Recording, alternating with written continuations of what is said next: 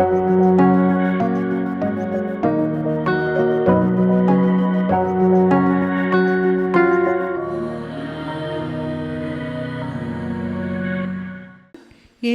നന്ദി, മാതാവേ സ്തുതി. എൻ്റെ പേര് ആഗ്നസ് ചെറിയാൻ. ഞാൻ വന്നിരിക്കുന്നത് ട്രിച്ചിയിൽ നിന്ന്. ഞാൻ ആദ്യമായിട്ട് ഉടമ്പടി എടുത്തത് ഡിസംബർ 2022 7-ാം തീയതി. ഞാൻ ഓൺലൈനിലാണ് ഫസ്റ്റ് ഉടമ്പടി എടുത്തത്. ഞാൻ ആദ്യം ഇവിടെ ഒന്നും വിശ്വാസം ഇല്ലാണ്ടിരിക്കുകയായിരുന്നു. പക്ഷെ കുറേ ധ്യാനങ്ങളിലൊക്കെ കൂടിയിട്ടുണ്ട്. അവിടെയൊന്നും പ്രാർത്ഥിക്കാത്ത പ്രാർത്ഥനയില്ല, വചനമില്ല, കൊന്തയില്ല. പിന്നെ ഇവിടെ വന്നിട്ട് തന്നെ പ്രാർത്ഥിക്കണമെന്ന് എന്താ അത്രയും ഇതുള്ള, ഞാൻ ഒട്ടും വിശ്വാസമില്ലാതെ ഇരിക്കുകയായിരുന്നു. അപ്പോഴാണ് എനിക്ക് പെട്ടെന്ന് യൂട്യൂബിലൂടെ സാക്ഷ്യങ്ങൾ കാണാൻ പറ്റിയത്. അപ്പോൾ ഈ സാക്ഷ്യങ്ങൾ കണ്ട് എനിക്ക് ഭയങ്കര വിശ്വാസമായി. എനിക്കിവിടെ വരാൻ പറ്റില്ല എന്ന് നല്ല ഉറപ്പുണ്ട്. എന്താ വെച്ചാൽ ഞങ്ങൾ കുടുംബസഹിതം പല ധ്യാനങ്ങൾക്ക് പോയിട്ടുണ്ട്. അപ്പോൾ എൻ്റെ ഹസ്ബൻഡിന് ഭയങ്കര വിശ്വാസക്കുറവ് വരാൻ തുടങ്ങി, നിരാശയായി. ഇനി ഞാൻ ഏത് ധ്യാനത്തിനും വരില്ല, നിങ്ങൾ പ്രാർത്ഥിച്ചോ, ഞാൻ എവിടെയും വരില്ല എന്ന് ഉറപ്പിച്ച് പറഞ്ഞിട്ടുണ്ട്. അതുകൊണ്ട് എനിക്ക് 100% ഉറപ്പുണ്ട് എനിക്കിവിടെ വന്ന് നിൽക്കാൻ പറ്റില്ല.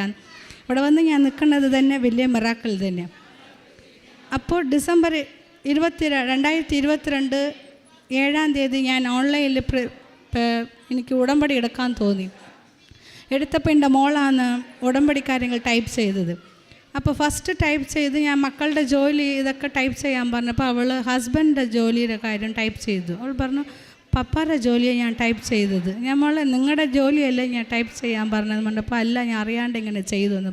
ശരി, അത് ഇരിക്കട്ടെ, അങ്ങനെ ഇരിക്കട്ടെ എന്ന് പറഞ്ഞു. ഞാൻ 6 കാര്യങ്ങൾ നിയോഗം എഴുതി കുറച്ച് ദിവസങ്ങളായപ്പോൾ എനിക്ക് ഒരേ ഒരു കാശ് രൂപം ഇവിടുന്ന് കിട്ടിയാൽ എവിടുന്നെങ്കിലും കിട്ടണേ മാതാവേ എന്ന് പ്രാർത്ഥിച്ചുകൊണ്ടിരുന്നപ്പോൾ ഒരു 10 ദിവസം കൊണ്ട് തന്നെ ഇവിടുന്ന് എനിക്ക് നേർച്ച വസ്തുവായ ഉപ്പും തേനും കിട്ടി, കാശ് രൂപം കിട്ടി. അത് ഞങ്ങളെല്ലാവരും ഇട്ട് ഡിസംബർ 2022 15-ാം തീയതി എനിക്ക് കാശ് രൂപം ഇവിടുത്തെ നേർച്ച വസ്തുക്കളും കിട്ടി. അത് ഞങ്ങളെല്ലാവരും ഉപയോഗിക്കാൻ തുടങ്ങി. ഉപയോഗിച്ച് 10 ദിവസത്തിൽ തന്നെ ഒരു മിറാക്കിൾ ഞങ്ങളെ വീട്ടിൽ നടന്നു. ഉടമ്പടി എടുക്കാത്ത കാര്യമായിരുന്നു. എന്താ വെച്ചാൽ എൻ്റെ ഹസ്ബൻഡിന് ഒരു 10-15 വർഷം കൊണ്ട് കിഡ്നി സ്റ്റോൺ വരാറുണ്ട്. അത് 2 ട്രിപ്പായിട്ട് ഓപ്പറേഷൻ ചെയ്താൽ എടുക്കാറ്.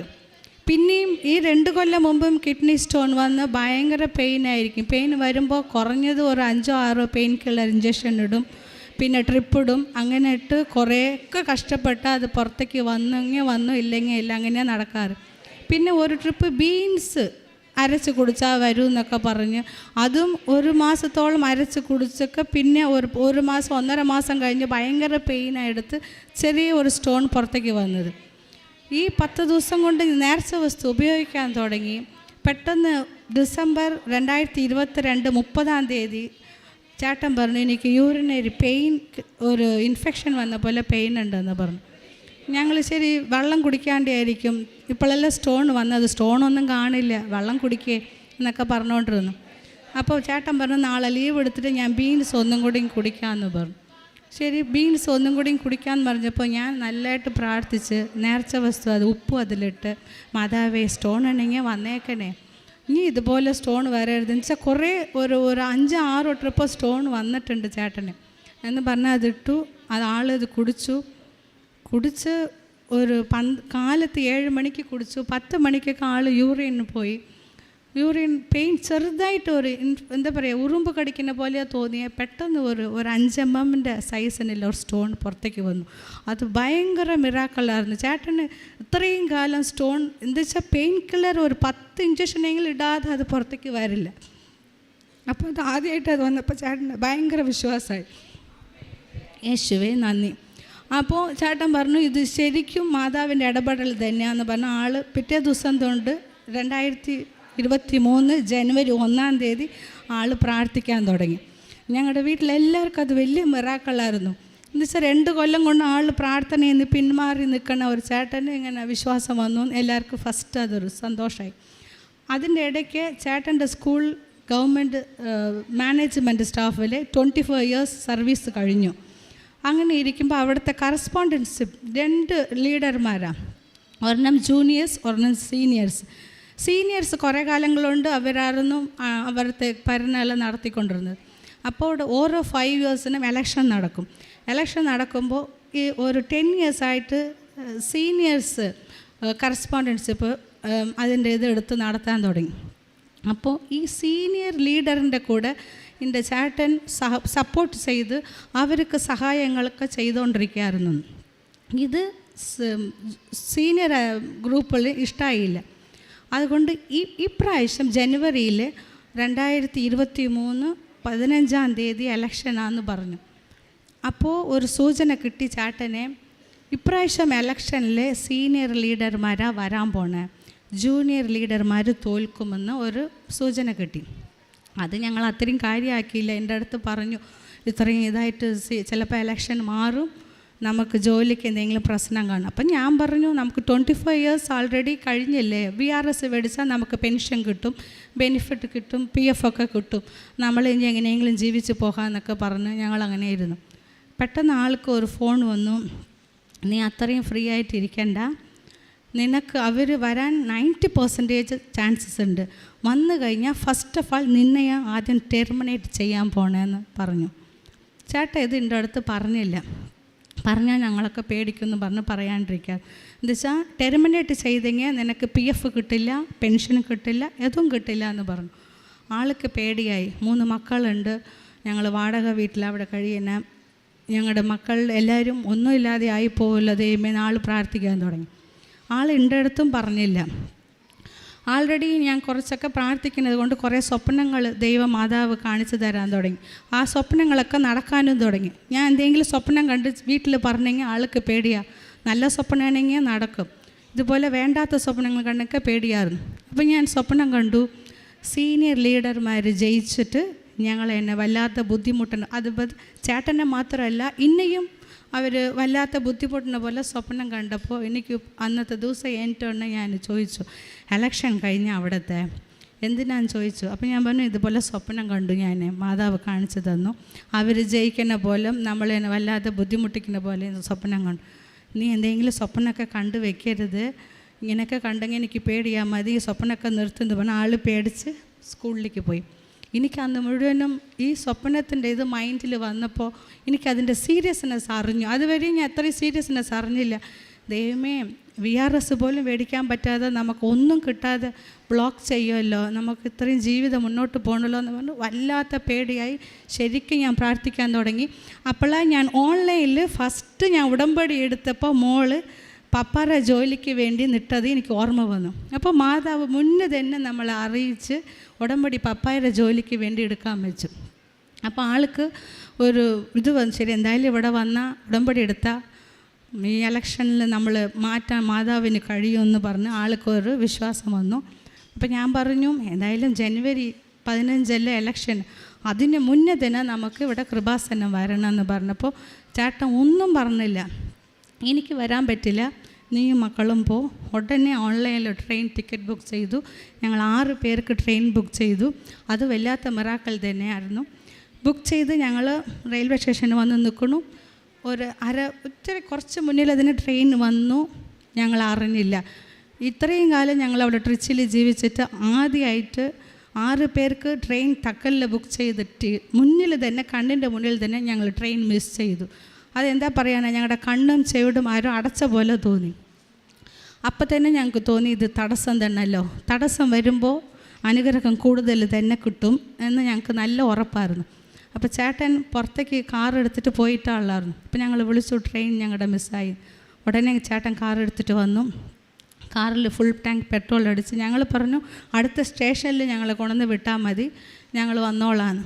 ട്രെയിൻ ഫുൾ ടാങ്ക് പെട്രോൾ അടിച്ച് ചേട്ടൻ്റെ പെട്ടെന്ന് ഒന്ന് തോന്നി, വേണ്ട നമുക്കിത് റിസ്ക് ആവും, നമ്മൾ ചേസിങ് പോലെ കാർ എടുത്ത് ട്രെയിൻ പിടിക്കാൻ പോയി അവിടെയും കിട്ടിയില്ലെങ്കിൽ നമുക്കിത് നടക്കില്ല, നിങ്ങൾ പൈസ പോയാലും കുഴപ്പമില്ല എന്ന് പറഞ്ഞ് ഞങ്ങൾ ബസ്സിൽ ഉടനെ ബുക്ക് ചെയ്ത് ഭയങ്കര ബുദ്ധിമുട്ടായിട്ട് ഞങ്ങൾ വന്നു. ഒറ്റ ഒരു ദിവസം 10 മണിക്കൂർ 12 മണിക്കൂർ യാത്രയിൽ ഇവിടെ വന്നു.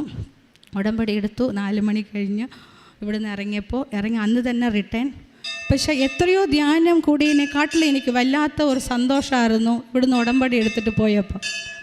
ഇവിടെ വന്നത് കറക്റ്റ് ജനുവരി 2003 7-ാം തീയതി തന്നെ ഇവിടെ വന്ന് ഡയറക്റ്റായിട്ട് വന്ന് ഞാൻ ഉടമ്പടി എടുത്ത് വീട്ടിൽ പോയി 19-ാം തീയതി അവർക്ക് എലക്ഷൻ വന്നു. എലക്ഷൻ്റെ അന്ന് എനിക്ക് തോന്നി മോശ കൈവിരിച്ച് പ്രാർത്ഥിച്ച പോലെ നമ്മൾ പ്രാർത്ഥിക്കണമെന്ന് പറഞ്ഞ് ഞാൻ ഉപവാസം ഇരുന്ന് ഞാനും എൻ്റെ രണ്ടാമത്തെ മോളും കോളേജിലേക്ക് പോകാണ്ട് ലീവ് എടുത്തിട്ട് അവിടെ വന്ന് പ്രാർത്ഥിക്കാൻ തുടങ്ങിയപ്പോൾ ഫസ്റ്റ് ഒരു ഫോൺ വന്ന് ചേട്ടൻ്റെ നീ എങ്ങനെയെങ്കിലും പ്രാർത്ഥിച്ചാവണം, ഇലക്ഷൻ ടഫായിട്ട് പോവാമെന്ന് പറഞ്ഞു. പെട്ടെന്ന് എനിക്ക് തോന്നി ഇങ്ങനെ പ്രാർത്ഥിച്ചാൽ പോരാ, 2 തിരിയും, നീലത്തിരിയും പച്ചത്തിരിയും കത്തിച്ച് വെച്ചിട്ട് എൻ്റെ ഉള്ളിൽ പരിശുദ്ധാത്മാവ് തോന്നിച്ചു മാതാവിൻ്റെ പ്രത്യക്ഷീകരണ പ്രാർത്ഥന ചെല്ലണം. 2 തിരിയും കത്തിച്ച് വെച്ചിട്ട് 21 പ്രാവശ്യം ഞാനും എൻ്റെ മോളും, എനിക്കധികം മുട്ടുകുത്താൻ പറ്റാത്തത് കൊണ്ട് എൻ്റെ മോള് മുട്ടുകുത്തി ഞാൻ കൈവിരിച്ച് നിന്ന് പ്രാർത്ഥിച്ചു. അത് കഴിയാൻ 2.5 മണിക്കൂർ എടുത്തു. ഞാൻ പറഞ്ഞു മാതാവേ, ഈ ഇലക്ഷനിൽ ജയിച്ച് തന്നെ ആവണം അവരുടെ ടീം, ഇല്ലെങ്കിൽ ഞാൻ ഇവിടുന്ന് വെള്ളം പോലും കുടിക്കില്ല എന്ന് പറഞ്ഞ് ഞങ്ങൾ കരഞ്ഞ് പ്രാർത്ഥിക്കാൻ തുടങ്ങി. അത് പ്രാർത്ഥിച്ചുകൊണ്ടിരിക്കുമ്പോൾ 1 മണിക്കൂർ കഴിഞ്ഞപ്പോൾ ചേട്ടൻ ഫോൺ ചെയ്തു, നീ എന്ത് ചെയ്യുമോ എനിക്കറിയുന്നില്ല, അവിടെ ഭയങ്കര ടഫായിട്ട് അങ്ങനെ സെമിയായിട്ട് പോയിക്കൊണ്ടിരിക്കുക, ഈക്വലായിട്ട് പോവുക എന്ന് പറഞ്ഞു. ഞങ്ങൾ ശക്തമായിട്ട് പ്രാർത്ഥിച്ചു. പ്രാർത്ഥന തീരാൻ 12:30 12:30 ഒരു 10 മിനിറ്റ് മുന്നേ ഞാൻ പ്രാർത്ഥിച്ചു, മാതാവേ പ്രാർത്ഥന തീരാറായി, നീ കഴിയുമ്പോഴേക്ക് എനിക്ക് ഫോൺ വരണം, നല്ല റിസൾട്ട് വരണം എന്ന് പറഞ്ഞ അടുത്ത 5 മിനിറ്റിനുള്ളിൽ ഫോൺ വന്നു, നമ്മൾ ജയിച്ചു എന്ന്. പക്ഷേ വീട്ടിൽ വന്നിട്ട് പിന്നെ ചേട്ടൻ അതിൻ്റെ ഡീറ്റെയിൽസ് പറഞ്ഞത്, മാതാവ് എനിക്ക് സ്വപ്നത്തിൽ കാണിച്ച പോലെ തന്നെ ജയിച്ചത് അവർ തന്നെയായിരുന്നു. ബട്ട് അവിടുത്തെ ഇലക്ഷനിൽ അവരുടെ മെമ്പർ സെയിം ആയിരുന്നു 2 പേർക്കും കൗണ്ടിങ്. അതുകൊണ്ട് അവർ ലോട്ടിട്ട് 2 ടീമിൽ നിന്നും ആൾക്കാരെ ലീഡറിനെ സെലക്ട് ചെയ്തു. ആ സെലക്ട് ചെയ്യുന്ന സമയം ഞാൻ എന്താ ചെയ്തു, ഈ കൊന്ത ഉണ്ണീശ്വര രൂപമുണ്ട് ഞങ്ങളുടെ കയ്യിൽ, ആ ഉണ്ണീശ്വര രൂപത്തിൻ്റെ കയ്യിൽ ഞാൻ സമർപ്പിച്ചിട്ട് ഓരോ കൗണ്ടിങ് 21 ടൈംസ് ഞാൻ പ്രതീക്ഷകരണ പ്രാർത്ഥന ചെല്ലുമ്പോഴും അത് കൗണ്ട് ചെയ്ത് ഉണ്ണീശ്വര കയ്യിൽ കൊടുത്തു. മാതാവേ, ഉണ്ണീശ്വയെ നിങ്ങൾ എന്താ ചെയ്യുമെന്ന് എനിക്കറിയില്ല, ഈ മെമ്പർമാരിനെ നീ തന്നെ മാറ്റണേന്ന് പറഞ്ഞ് ഞാൻ പ്രാർത്ഥിച്ചുകൊണ്ടിരിക്കാതെ. അപ്പോൾ അവിടെ ലോട്ടിട്ട് ഇങ്ങനെ മെമ്പർമാർ മാറി. ഞങ്ങൾക്ക് സപ്പോർട്ടീവായിട്ടുള്ള ജൂനിയർ ലീഡർമാർ തന്നെ അവർ വന്ന് ഞങ്ങളുടെ സ്കൂളും കാര്യങ്ങളും ഇൻചാർജ് മുഴുവൻ അവരുടെ കയ്യിൽ ഏൽപ്പിച്ചു.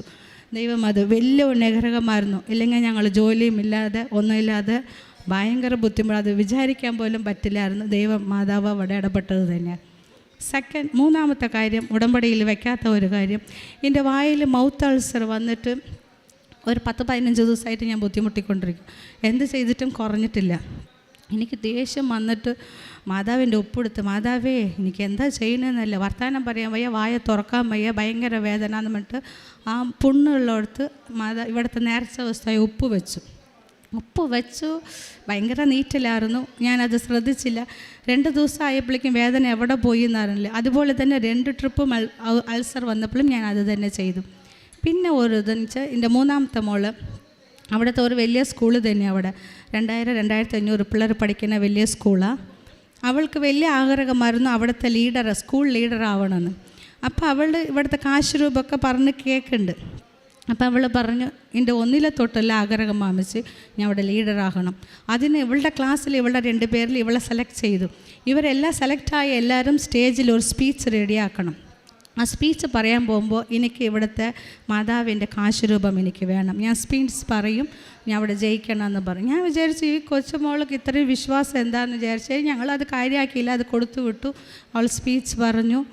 അവിടെ ഇവൾക്ക് കിട്ടാൻ ഒരു ചാൻസും ഇല്ല. പക്ഷേ 2500 പിള്ളേരിൽ ഇവളെ ലീഡറായിട്ട് അവളെ സെലക്ട് ആക്കി. അത് മാതാവിൻ്റെ ഒരു വലിയ അനുഗ്രഹം തന്നെ. അതുപോലെ ആ മോൾക്ക് തന്നെ വിരൽ നഖം ഇങ്ങനെ കുത്തി പഴുക്കണ ഒരു ഇത് വന്നു. ചെറുതായിട്ട് പഴുപ്പുണ്ടായിരുന്നപ്പോൾ എൻ്റെ മോൾ അത് സൂചി വെച്ച് കുത്തി പൊട്ടിച്ചു. ചെറുതായിട്ട് അത് വന്നു. പിന്നെ ഞങ്ങളത് ശ്രദ്ധിച്ചില്ല. ഒരു 3 ഡേയ്സ് കഴിഞ്ഞു. അത് പെട്ടെന്ന് അത് വലുതായി ഒരു കുഞ്ഞ് നാരങ്ങയുടെ സൈസിൻ്റെ വിരൽ വീർത്തു. പഴുപ്പില്ല, കല്ലിച്ച് ഇങ്ങനെ ചുമന്നിരിക്കുക. കൊച്ച് വേദന സഹിക്കണവൾ. അത് അവൾ ഭയങ്കര കരച്ചിലായി. എനിക്ക് പെട്ടെന്ന് നീ എന്താ പറയാതിരുന്ന മോളെ എന്ന് പറഞ്ഞ് പെട്ടെന്ന് ഞങ്ങൾ ശരി അന്ന് ഈവനിങ് ഹോസ്പിറ്റലിൽ പോകാമെന്ന് പറഞ്ഞു. ഹോസ്പിറ്റലിൽ പോയി. അത് ഫാമിലി ഡോക്ടറായിരുന്നു. ഇപ്പോൾ ഡോക്ടറില്ല. അന്ന് സാറ്റർഡേ ആയിരുന്നു. ഡോക്ടറില്ല എന്ന് പറഞ്ഞപ്പോൾ സൺഡേയും ഡോക്ടർ വരില്ല. അപ്പോൾ ഞങ്ങൾ വേറെ ആശുപത്രിക്ക് പോകാൻ പേടിച്ചിട്ട് ഞങ്ങൾ പോയില്ല. അന്നത്തെ ദിവസം പ്രാർത്ഥന കഴിഞ്ഞ് ഞങ്ങൾ ഉടമ്പടി തൈലെടുത്ത് ഞാൻ എൻ്റെ മാതാവേ, ഈ കൊച്ച് വേദന കുറേ സഹിക്കുന്നവളാണ്, ഇവൾ ഇത്രയും കരയണമെങ്കിൽ അതുമാത്രം വേദന വെച്ചാൽ വിരൽ ഷേപ്പേ മാറി. ഒരു കുഞ്ഞ് നാരങ്ങ കുത്തി വെച്ചാൽ വിരലിൻ്റെ തുമ്പത്ത് എങ്ങനെ ഇരിക്കും അങ്ങനെ ഇരിക്കുന്നുണ്ട്. പക്ഷെ പഴുത്തിട്ടില്ല, കല്ലിച്ചിരിക്കുന്നു. 2 ഡ്രോപ്സ് അതിലൊഴിച്ച് ഞങ്ങൾ പ്രാർത്ഥിച്ച് കിടന്നു. സൺഡേ മോർണിംഗ് പള്ളിയിലേക്ക് പോകാൻ കാലത്ത് ഏനിട്ട് ഉടനെ അവളുടെ കയ്യിൽ നിന്ന് പഴുപ്പ് പൊട്ടി ഒലിച്ചു. പകുതി കൂടുതൽ കുറഞ്ഞു. സെക്കൻഡ് ഡേ ആകുമ്പോഴേക്കും കംപ്ലീറ്റ് കുറഞ്ഞു. അത് വലിയ മിറാക്കളായിട്ട് ഞങ്ങൾ നോക്കണം. ഇല്ലെങ്കിൽ ഹോസ്പിറ്റലിൽ പോയി അത് നമുക്ക് ആൻറ്റിബയോട്ടിക്കൊക്കെ ചെയ്യേണ്ടി വന്ന വലിയൊരു ഇതായിരുന്നു. അതും അസുഖങ്ങളും ഇല്ലാതെ മാറ്റിത്തന്നു. ഇതൊക്കെ ചെയ്ത് ഈ 3 മാസം കൊണ്ട് ചെയ്ത വലിയ മിറാക്കളായിരുന്നു ഇതല്ലാതെ ഇനി കുറേ കാര്യങ്ങൾ ഞങ്ങൾക്ക് നടന്നിട്ടുണ്ട്. ഇത്രയും ചെയ്ത് എൻ്റെ ഈശോയ്ക്കും മാതാവിനും 1000 നന്ദി.